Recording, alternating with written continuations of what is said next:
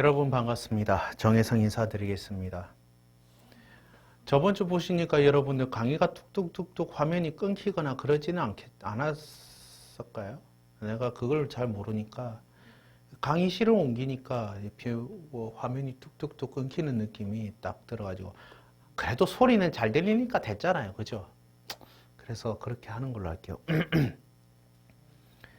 그 왜 새해 인사를 왜 안 하냐고 물어보시는데 분명히 새해 인사 했고요. 새해 복 많이 받으시길 바라는데 새해라고 그래서 별거 없어요. 어제와 오늘이 있을 뿐 새해 그냥 뭐 1월 1일 새벽 5시 30분 이때쯤에 새해 볼 거라고 자꾸 해월정 앞바다 가서 사진 촬영해서 우리 소원 빌어달라고 자꾸 소원을 빌어 샀는데 3일만이면 끝이 나요, 여러분들. 새라고 해서 뭐 새는 뭐 어쩌고 저쩌고 해달라, 저쩌고 저쩌고 해달라. 해는 당신은 몰라요, 여러분들. 그래서 새해 복 많이 받으세요 할 때 그 복의 의미가 여러분들 물질의 복이라고 여러분들 착각을 안 하셨으면 좋겠어요.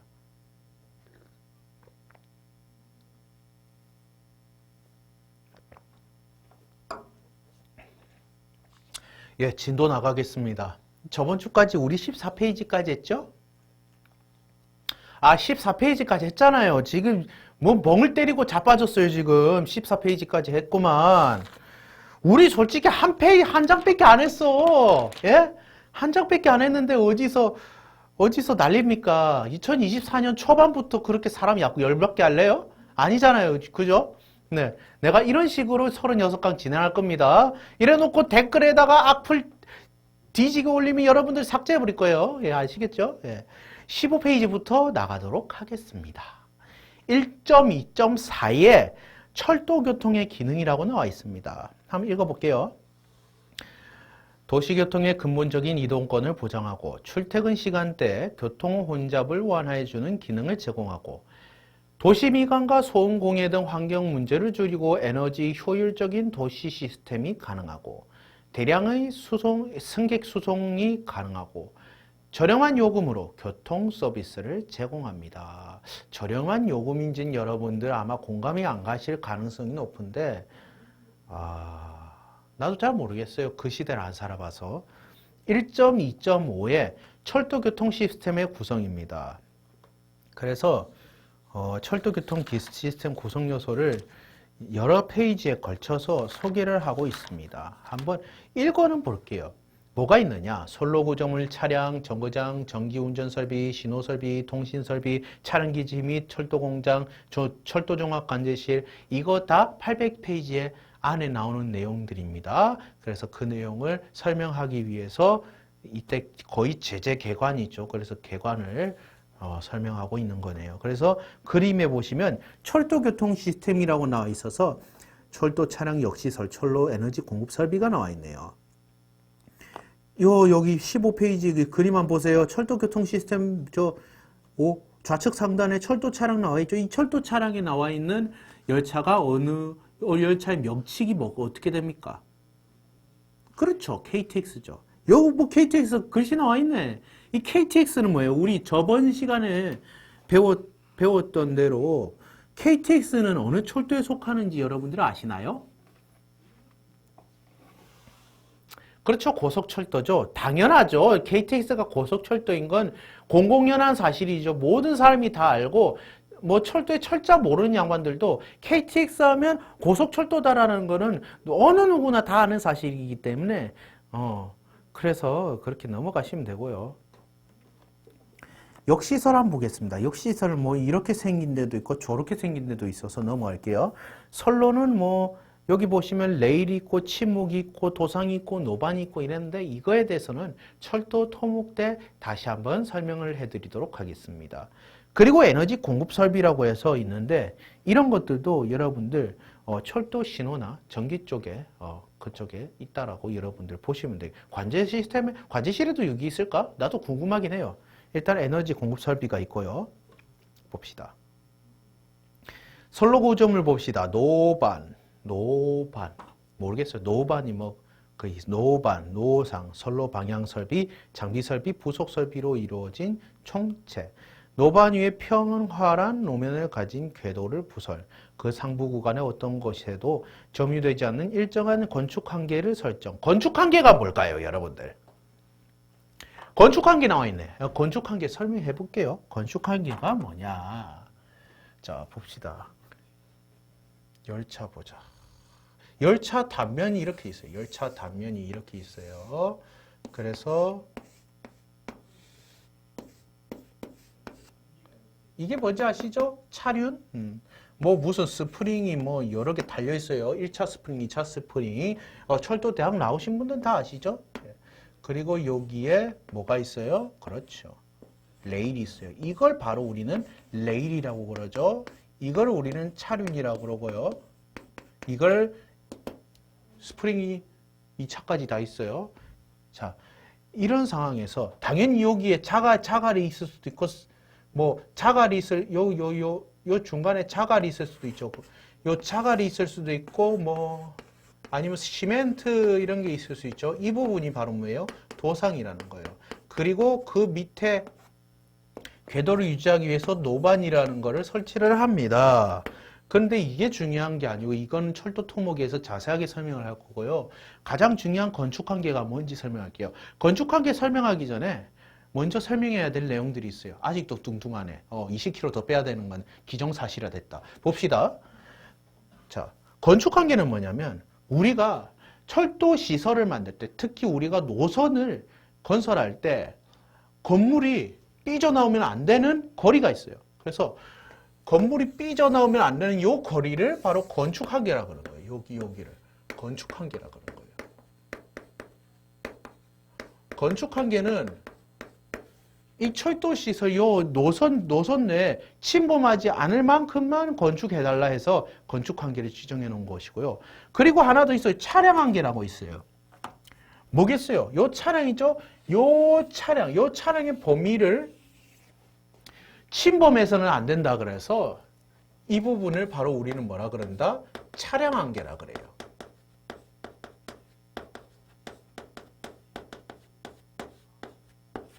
아시겠죠? 예. 이렇게 대충 윤곽을 잡아놓고 책을 읽어보면 되겠습니다.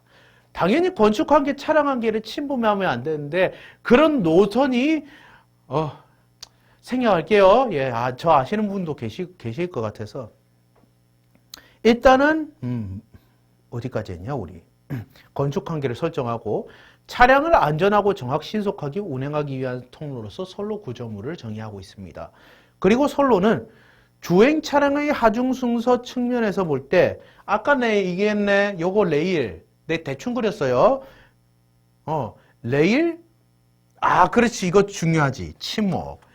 레일 중간에 보시면 나무 판때기라든지 아니면 이렇게 나무 판때기로 레일을 고정한다든지 아니면 레일 주변에 저 부산 도시철도 보면 아니면 저 지금 우리 가까운 서울 2호선 보시면 이렇게 네모난 그 컨테이너를 더 부었잖아요. 이 부분을 우린 뭐라 그런다? 침묵이라 그러는데 내가 볼 땐 이걸 레일 고정할 때 여러분들 진동이 일어나면 안 되잖아요. 그래서 이게 침묵을 만들어 놨던 것 같아요.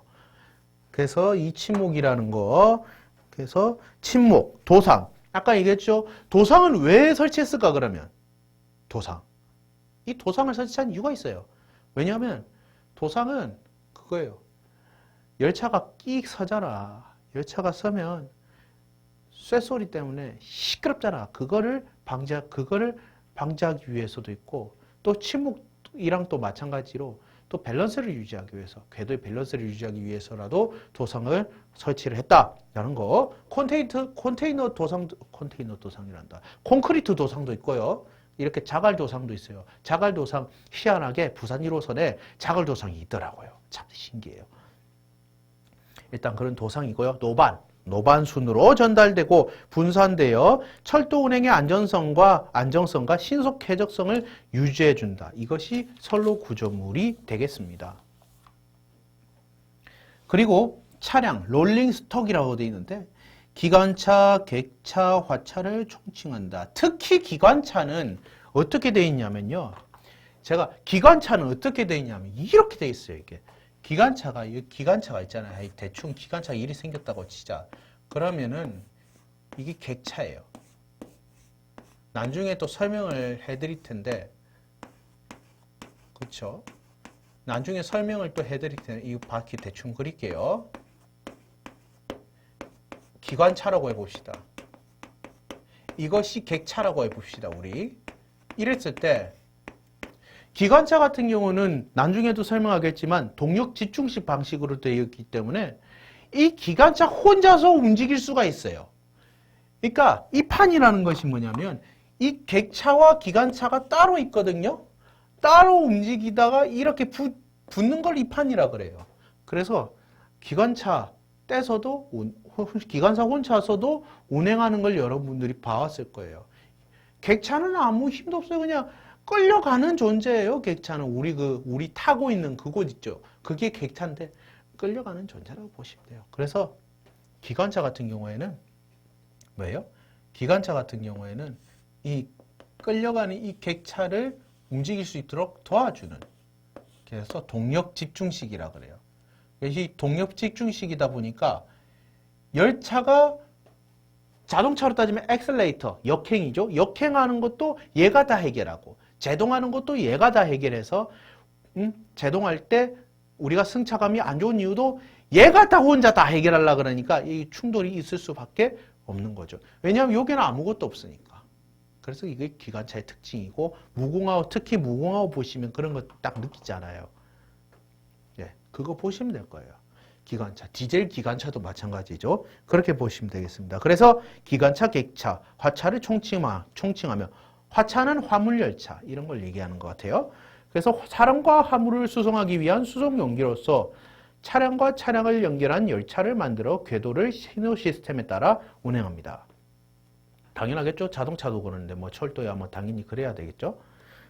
동력을 장치한 기관차에 의하여 견인되거나 다수의 차량의 동력 분산 장치를 탑재하여 주행할 수 있는 것으로 여객과 화물을 운반할 수 있는 것을 정한다 해서 여러분들 사진 보시면 전동차가 나와 있습니다. 이 전동차 여러분들 많이 보셨죠? 1호선에 보면 나오는 건데 코리아를 보니까 1호선인 것 같아요. 동차는 뭐냐면 그냥 이거예요. 그냥 대충 사량짜리 있다고 칩시다. 운전실이 여기 있어요. 운전실이. 여기도 운전실이. 운전실하고 객차랑 같이 있어요. 여기가 다 승객 여러분들이 타고 내리는 곳이죠. 당연히 바퀴 당연히 달려있겠죠. 우리 자기 부상열차 아닌 이상. 그죠? 이걸 바로 동차라고 합니다. 동차. 똥차가 아닌 동차. 자, 여러분들 기관차는 뭐예요? 동력 집중식이라고 그랬죠. 그런데 동차는 뭐예요? 동력 분산식이라고 합니다. 동력 분산식은 뭐냐? 기관차 같은 경우는 얘 혼자서 얘를 끌고 간다 그랬잖아요. 그러니까 쉽게 말하면 뭐예요? 역행할 때도 얘 혼자서 역행할 수 있고, 제동할 때도 요 제동 장치가 여기 다 있어요. 여기 요 안에 다 있어서 승차감이 동차보다 안 좋아. 근데 동차는 그러니까 1호선, 2호선, 3호선, 4호선 그 우리 지하철 같은 거 있잖아요. 그런 거 같은 경우에는 동차가 여기에도 있고 여기에도 있고 여기에도 있고 여기에도 있고 다 있어요. 그래서 이거를 좀 어려운 말로 응하중 제어라고 그러는데, 이 응하중 제어라는 게 뭐냐면, 응하중 제어 설명하기 전에 그 전기동차 구조미 기능 시간 때 알려주실 거예요. 이거는 이 동차 같은 경우는 역행으로 움직일 때도 이 모든 열차가 다 같이 가요. 다 같이 힘을 내요. 얘는 얘 혼자 힘을 냈다면 얘는 다 같이 힘을 내요. 제동을 걸 때도 다 같이 힘을 내서 세워요. 그래서 얘도 제동을 거고 얘도 다 제동을 거는 거예요. 근데 아까 응하중 제어라고 그랬죠. 간단하게 설명할게요. 예를 들어서 여기에 2명이 있고 20명이 있고 200명이 있고 뭐 20명이 있다. 그러면 여기는 제동을 여기보다 덜 주고 여기를 특히 세게 주고 여기를 거의 중간쯤씩 주는 거예요. 제동을. 그게 바로 응하중 제동이라고 하는 거예요. 이런 식으로 동차는 그렇게 움직이고 있다라고 여러분들 보시면 되겠습니다. 자, 그 다음에 여러분들이 좋아하는 정거장. 자, 버스에서는 정류장. 정류장 하면은 이적하고 김진표의 패닉의 정류장. 그 다음에 정거장. 정거장 하면 김수희의 정거장. 이게 떠오르는 여러분들이 아재들이 계시더라고요. 예, 그렇게 농담이고요. 정거장이 있습니다. 정거장 중요하죠. 정거장. 역도 정거장이고요. 그리고 이제 마주오는 열차를 비켜가기 위한 신호장도 정거장이고요. 이게 정거장이 또 여러 가지 종류가 있습니다. 한번 읽어볼게요. 정거장은 스테이션이라고 하는데 열차를 도착 출발시키는 장소로서 여객의 승강, 급유, 급수 등의 시설을 갖추고 뭔 말인지 모르겠고요. 운수, 운전상 모든 업무를 수행하는 일정한 장소임 해가지고 밑에 사진 보시면 승강장 게이트, 선로 승강장이 나와 있죠. 예, 이런 데를 바로 정거장이라고 합니다. 정거장 시설 하면은 여러 가지 시설이 다 있죠. 17페이지 봅시다. 열차표에 예매하는 적객시설과 안내소, 휴게시설, 매점, 전시공간 등 편의시설을 제공합니다. 화물의 적하를 관리하고 열차의 조성이 이루어지고 차량이 입판을 입판한다는 거 기관차로 따지면 객차랑 기관차랑 붙이는 걸 입판이라 그러죠. 그리고 열차의 교획 및 대피가 이루어지는 곳이다 라고 해서 정거장을 이렇게 정의를 했고 역 종합시설 해가지고 표가 싹 나와 있어요. 여러분들 한번 주르륵 읽어보면 아 맞다 이런 게 있었지라는 거 보시면 되겠습니다. 그리고 보시면 여러분들 17페이지 밑에 사진 두 개 있죠. 상대식 승강장이랑 섬식 승강장이 있습니다. 이게 바로 무슨 얘기냐면 섬식 승강장이라는 것은 열차 노선이 이렇게 돼 있잖아요. 열차 노선이 이렇게 돼 있으면 승객 여러분들이 열차를 기다리는 장소가 여기라는 거예요. 이렇게 보시면 돼요. 예를 들어서 서울로 따지면 서울 1호선으로 따지면 동두천행 그리고 신창행, 구로행 뭐 이런 식으로 돼 있잖아요. 그러면 여기서 기다려서 예를 들어서 내가 소요사역으로 가고 싶으면 여기를 타면 되는 거고 내가 인천으로 가고 싶으면 여기를 타는 거예요. 섬식은 이게 편해요. 왜? 내가 잘못 탔네? 근데 섬식 정거장에서 내리면 이게 편해요. 상대식 승강장은요. 그 반대예요. 열차가 동두천 가는 노선, 인천 가는 노선 일이 있잖아요. 그죠?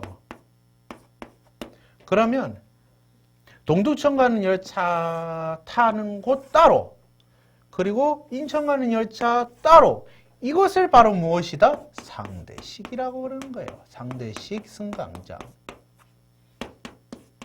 아시겠죠? 그래서 이럴 때 짜증난 게 뭐냐면 지금 정거장도 그런 데가 있긴 한데 제일 짜증난 게 뭐냐면요. 내가 열차를 잘못 탔는데 여기서 바로 내렸어. 근데 상대식이네? 여길 타야 되는데 우린 동두천에 가고 싶은데 인천행 열차를 잘못 타가지고 신길역에서 내렸어요. 예를 들어서 내가 서울역에서 이제 뭐 광운대역으로 가고 싶은데 잘못 타서 신길로 빠졌어. 그래서 신길에서 내렸어요. 신길이 상대식인가 섬식인가 나도 헷갈려서 잘 모르겠는데 대충 이 상대식이라고 칩시다. 그러면 상대식은 내렸어. 그럼 뭐 어떻게 해야 돼요? 다시 올라갔다가 이쪽으로 가야 되잖아요. 얼마나 귀찮아요. 이게 상대식의 특징이라고 보시면 되겠습니다. 아시겠죠? 17페이지는 이렇게 넘어가고요. 18페이지 보시면 뭐가 있어요? 전기운전 설비 해가지고 차량의 전력을 공급할 목적으로 전차선 가설 및 변전소를 칭하고요. 신호 설비는 열차 상호 간에 일정 이상의 거리를 유지하여 열차 안전 운행을 위한 설비 가장 중요하다고 그랬죠. 우리 1강에서. 그래서 신호 설비에 대한 자세한 설명은 챕터 5에서 다루도록 하겠습니다.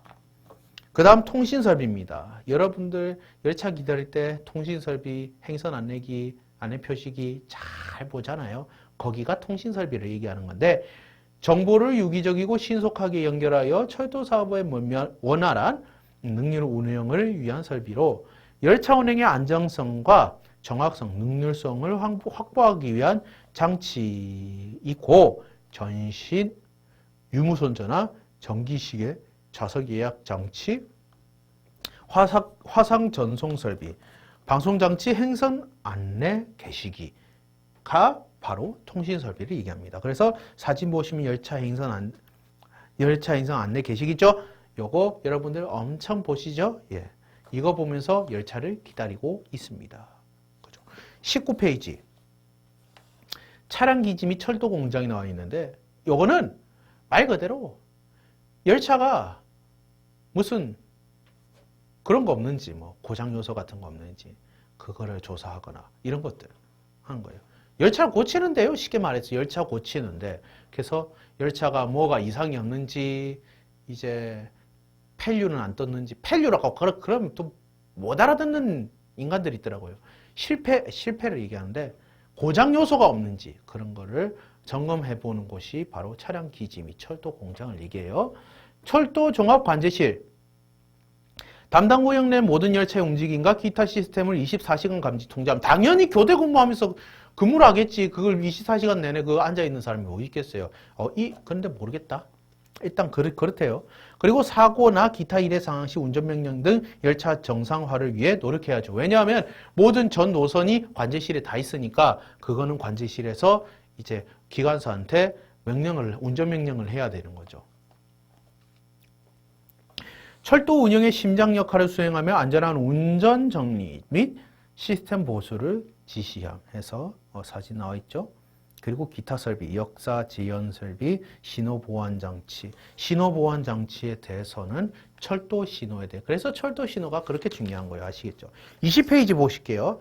1.2.6에 철도 교통 특성이 나와 있는데 괄호 1번 철도 교통의 특성해 가지고 거대 자본 지향성, 독점성, 공공성, 노선 공정성, 철도 교통과 비교하여 대중교통 수단의 특성 관찰해서 5가지가 나와 있습니다. 여러분들 알아서 읽어보시면 되겠습니다. 20페이지에 보시면 철도 교통의 장단점이라고 나와 있습니다. 이거 철도 교통 안전관리자에서 나오는 내용이기도 하죠. 철도 교통의 장점 볼게요. 날짜와 계절의 영향을 덜 받고 여객과 화물을 수송합니다. 그래서 표도 나와 있죠. 이 표들을 여러분들 알아서 읽으시면 됩니다. 그리고 배기가스에 의한 대기오염이 발생하지 않으므로 환경오염을 최소화해서 표 나와 있죠. 사진 나와 있죠. 21페이지 들어갈게요. 저기 표 나와 있죠. 여러분들 알아서 보시면 되겠습니다. 자료에 보시면 알기 쉬운 철도 과학기술이라는 책이 있는데 내가 이 책을 한번 도서관에 있길래 한번 읽어보려고요. 그래서 이거 한번 알기 쉬운 철도 과학기술 한번 읽어보려고 생각 중에 있습니다. 있더라고요. 그래서 그거 저런 책이 있네. 한번 읽어볼까 해서 지금 생각 중입니다. 21페이지 승객 수송에 있어서 타 대중교통수단과 비교하여 혼잡 완화에 기여하고 타 수송보다 에너지 절약형 대중교통수단, 공익을 기반으로 한 저렴한 운임 기조를 유지하고 있고 대량 수송이 타 교통수단에 비해서 탁월하고 그리고 각종 보안 설비를 바탕으로 수송을 위한 일정한 부지를 점유, 레일에 의하여 그 주행을 유도하여 안전이 확보된 대중교통수단, 전용의 선로를 갖고 있고 IT를 융합한 첨단 기술에 의해 고속 운전 장치를 갖추고 있어 고속 운전이 가능합니다. 장거리 이동 교통 시스템이 갖춰야 할 제반 특성을 가지고 있어 장거리 운행이 가능합니다. 철도 교통의 단점입니다. 소수의 사람이나 소량의 화물 수송에는 부적합하고 도로 교통에 비하여 문전 접근성, 도어 투 도어 접근성이 떨어지고 그렇죠. 떨어질 수밖에 없지. 왜냐하면 정해진 노선을 따라서 운행하기 때문에 그럴 수밖에 없지요. 집 앞에 선로를 깔면 얼마나 웃길까 라는 생각도 드네요. 화물 운송처럼 개인 프라이버시 확보가 곤란할 수밖에 없죠. 대량 수송이니까 그건 당연한 사실이고 시간적 공간적 제약이 뒤따른다. 어쩔 수 없죠. 열차가 시간에 맞춰서 가야 질서가 정연하게 갈 수 있으니까. 안 그러면 오히려 지연도 너무 심하게 발생하고 미쳐갑니다. 그래서 그럴 수가 없죠. 그리고 화물 운송처럼 고급 소량 물품의 다방면 분산 지폐 수송 등에 부적합하다. 그리고 중요한 내용 나와 있네요. 시간적, 공간적으로 자유로운 여행 목적을 만족시키지 못한다. 나는 이런 거에 대해서 글쎄요 라는 질문이 또 올기는 한데 왜 만족시키지 못할까라는 이런 내용을 왜 적으셨을까 교수님께서. 그래서 제가 철도과학책이라는 책을 사서 읽어보니 이렇게 나와 있더라고요. 나라마다 다양한 규격의 철도를 채용하고 있고요. 그리고 연결도 제한적이어서 사용할 수 있는 철도 차량이 한정되어 있기 때문이다. 예를 들어서 우리나라가 통일이 됐든 종전이 됐든 어쨌든 북한에 가고 막 러시아를 가잖아요. 그러면 북한에 있는 노선 다르지, 러시아에 있는 노선 다르지, 중국에 있는 노선 다르지. 이러다 보니까 우리가 아무리 통일이 되든 종전이 되어도 자유로운 여행 목적을 만족시키지 못하는 건 어쩔 수 없어요. 거기다가 철도 시스템도 다 달라요. 여러분들 나중에 철도 신호에 대해서도 언급하겠지만 HS, ATC, ATP, ATO 다 다르단 말이에요. 다 이제 우리가 철도 시스템이 다 다르다 보니까 여행 목적, 자유로운 여행 목적을 만족시키지 못하는 건 당연한 현상이었어요. 그래서 그 다양한 규격이 궤관이 될 수도 있고 철도 차량의 크기가 될 수도 있고 전기의 종류가 전기의 종류 내가 아까 신호 시스템에 대해서 잠깐 언급을 했지만 운전 보안 장치에 세 가지 특성이 나와 있는데 그게 ATC, ATS, ATO가 나온단 말이에요. 이런 게 다 노선마다 다 다르기 때문에 우리가 자유로운 여행 목적을 할 수가 없다. 그래서 이런 내용이 나오는 겁니다. 라는 것을 그 책을 통해서 더욱더 깨닫게 되는 계기가 되었어요, 제가.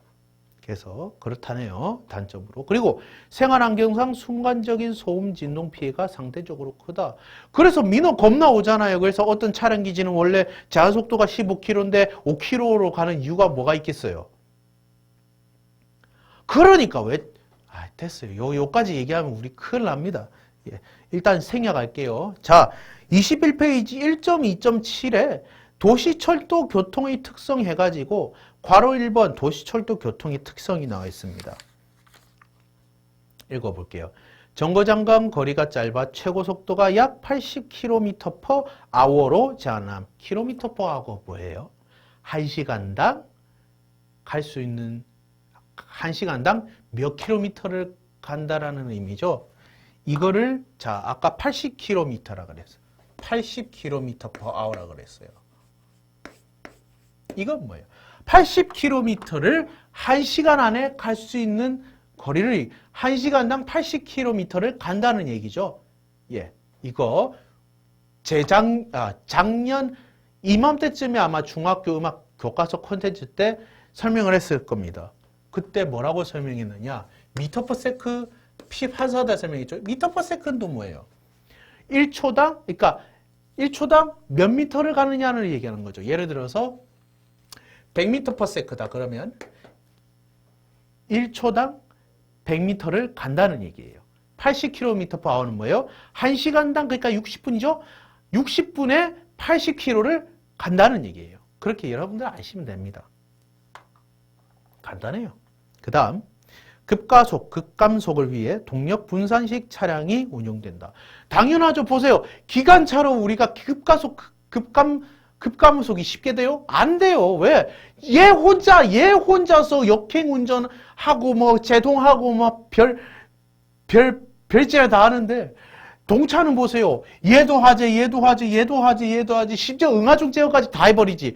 그러니까 얘는 더 편한단 말이에요. 그래서 표정속도 설명해 드릴게요. 이것도 이제 2단원에서 설명할 내용인데 표정속도가 뭐냐면은 제동을 걸고 열차 멈추는 데까지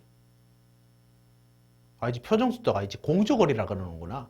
공주거리가 짧은 데가 동차예요. 왜냐면 공주거리가 뭐냐면 공주라 그래서 프린세스 공주 그 얘기하는 거 아니에요, 여러분들.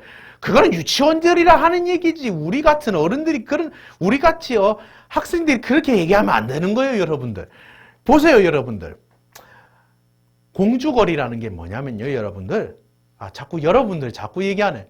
살이 빠지니까 여러분들이란 소리 얘기하네요, 여러분들. 자, 보세요.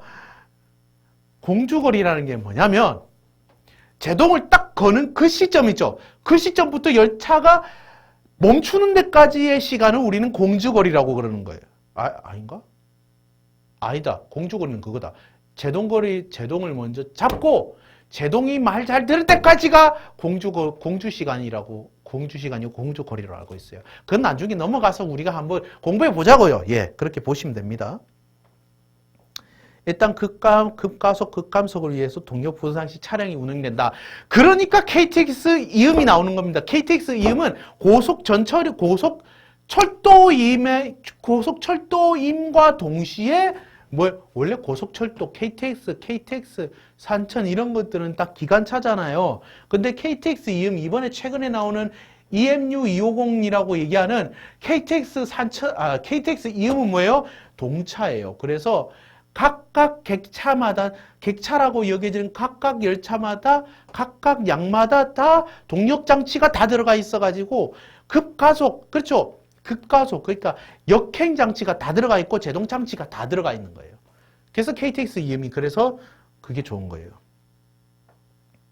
그래서 급가속, 급감속을 위해 동력 분산식 차량이 운용이 됩니다. 그리고 사고 발생 시 대규모 인명사고 최소화를 위한 완벽한 안정장치를 요구해야죠. 22페이지로 넘어가 보겠습니다. 시내도로 주축으로 노선이 선정되므로 급기울기, 급곡선 선로가 많다고요? 시내도로 주축으로 하기 때문에 그럴 수 있겠네요. 그런 데가 있어요. 생략할게요. 유지보수 활동은 야간에 이루어진다. 당연하죠. 여러분들 예를 들어서입니다. 우리가 지하철을 몇 시부터 몇 시까지 대충 운영할 것 같아요. 대충 5시부터 새벽 1시까지 운행됩니다. 그러면 나머지 시간은 뭐합니까? 누구 자야지 사실은. 근데 이 시간 동안 유지보수할 시간이 있어요, 없어요? 없잖아요. 왜? 열차들이 자꾸 돌아다니는데 이 시간은 언제 유지보수를 해요? 그래서 대충 이 시간부터 이 시간 되기 전 거진 1시부터 한 4시?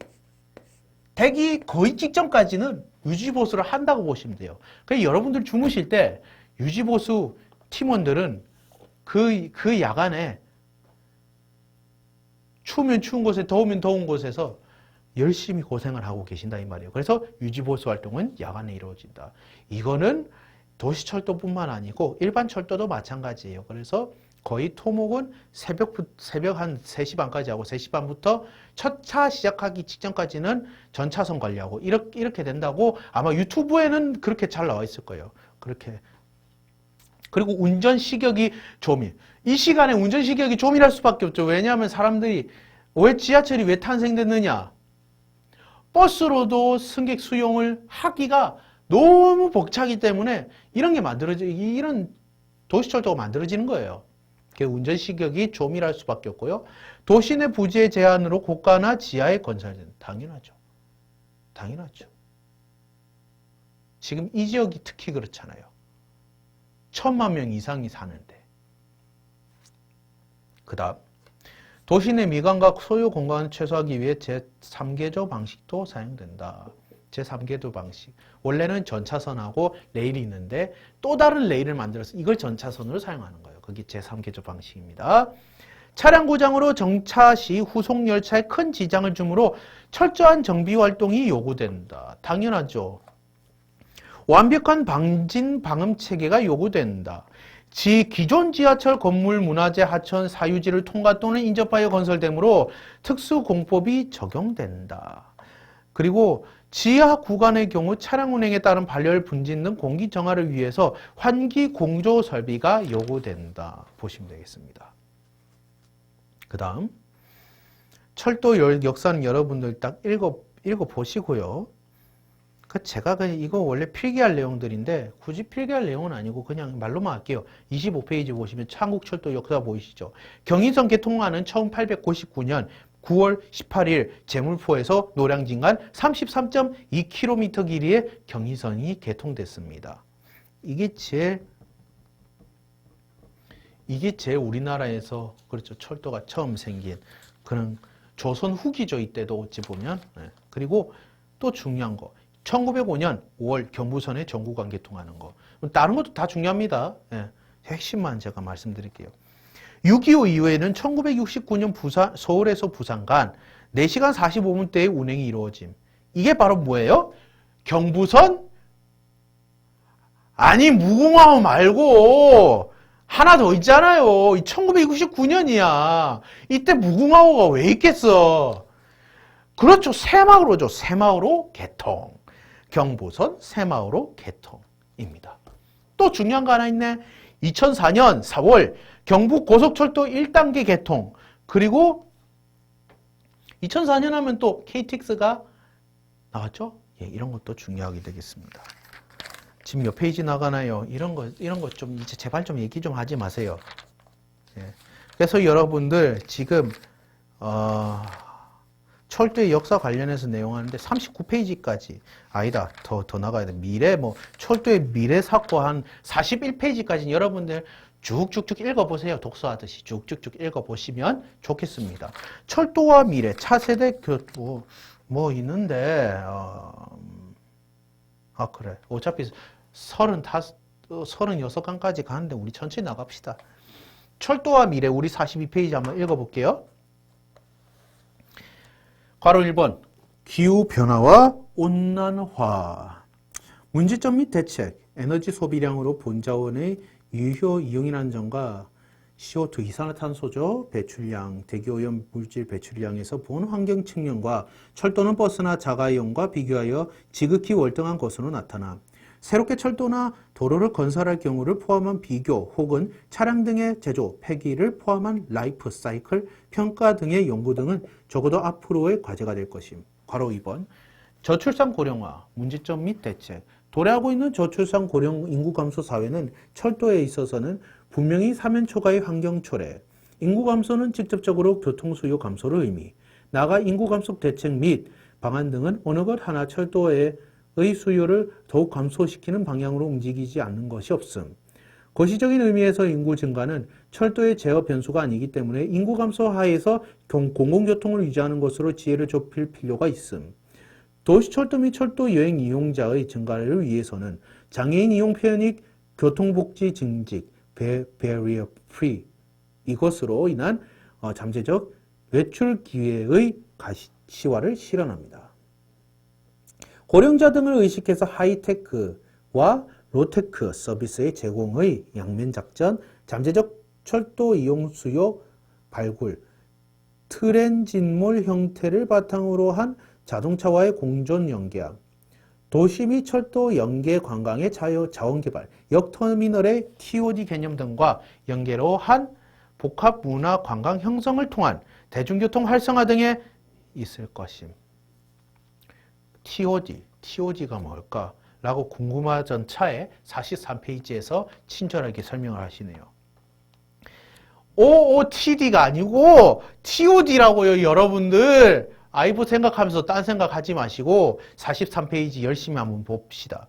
TOD라는 것은 Transit Oriented Development의 약자로서 대중교통 지향 개발을 의미합니다. 그래서 대중교통에 대한 접근성을 극대화하기 위해 설계된 복합적인 용도의 주거 및 상업 지역 개발이며 대중교통 이용자들의 편의성을 주목적으로 합니다. 그래서 이 TOD는 도심 지역을 대중교통 체계가 잘 정비된 대중교통 지향형 복합 용도의 역 또는 정류장, 그러니까 철도역, 전철역, 트램 정류장, 버스 정류장과 센터를 보유하고 있는 고밀도 지역으로 정비하고 외곽 지역을 저밀도의 개발과 자연 상태의 지역의 보존을 추구합니다. 그래서 괄호 3번 철도교통 측면에서의 에너지 수요 해결해가지고 문제점 및 대책이 나와 있네요.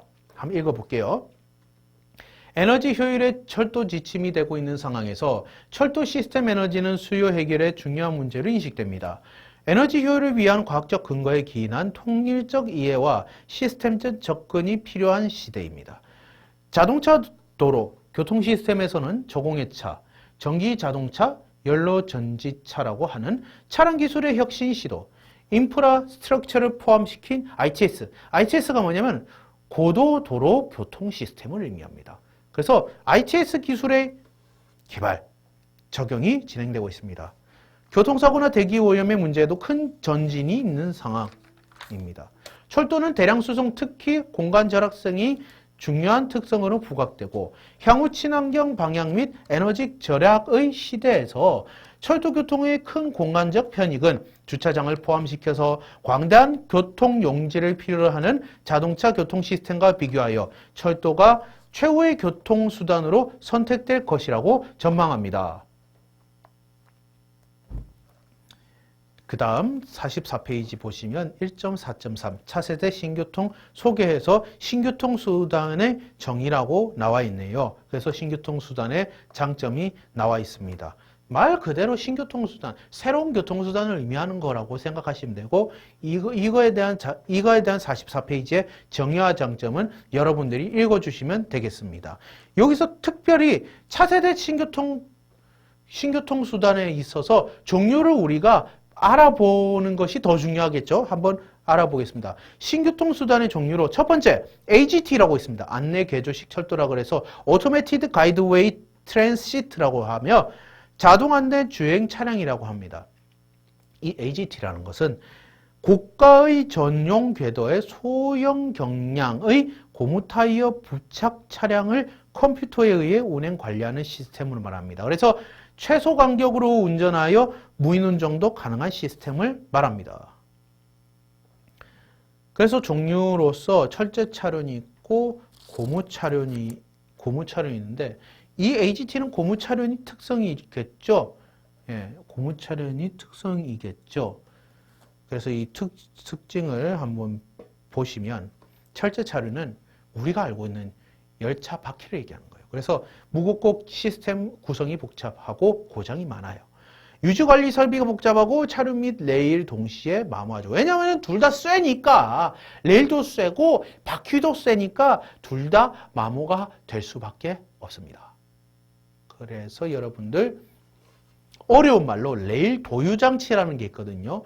레일 도유장치를 레일에다가 싹 바르는 거예요. 언제? 새벽에 발라야지 근무하는 도중에 바르기 시작하면 열차가 미끄러져 가지고 자꾸 속도기가 이래요. 자꾸 속도기가 이래요. 아니 여러분들 무슨 트로트 음악 나오면 자꾸 이러면서 춤추는 무슨 할배할매도 아니고 자꾸 속도기가 이래요. 그래서 이 시간에 하겠죠. 당연히. 뭔 소리 하는지 모르겠는데 그래서 유지관리 인력 및 부품이 많다. 당연하겠죠. 예. 고무차륜 봅시다. 자동차 바퀴라고 생각하시면 돼요. 그래서 가볍고 시스템 구성이 단순하며 고장이 적대요. 그래서 유지관리 설비가 단순하고 차량의 타이어만 마모다. 타이어만 마모되겠지 왜 마모가 될까요? 고무 타이어니까 당연히 마모가 되는 거는 당연하겠죠. 굳기 자체가 다른데 우리 중학교 1학년 과학 시간 때 배웠잖아요. 굳기가 뭐 어느 물질이 느냐에 따라서 굳기가 다 다르다고 배웠잖아요. 그때 과학이 40점이라서 100점 만점에 40점이라서 모른다고요? 지금 알면 되죠. 한 중학교 1학년 때 배웠어요. 여러분들이 그 시간에 주무셔서 모르는 걸 수도 있어요.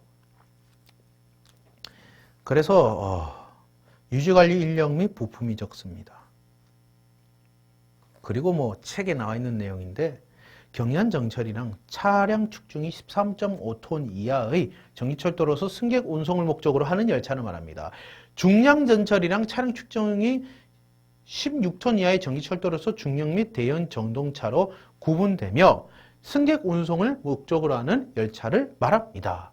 여기서 말하는 중량전철은 우리가 알고 있는 지하철을 얘기하시면 됩니다. 경량전철은 우리가 알고 있는 경전철을 생각하시면 됩니다. 아시겠죠? 그 다음에 무가선, 노면전차, 트램에 관련해서는 45페이지부터는 우리 다음 시간에 하도록 할게요. 예, 다음 시간에 다음 주 목요일 날 저녁에 뵙도록 하겠습니다. 감사합니다.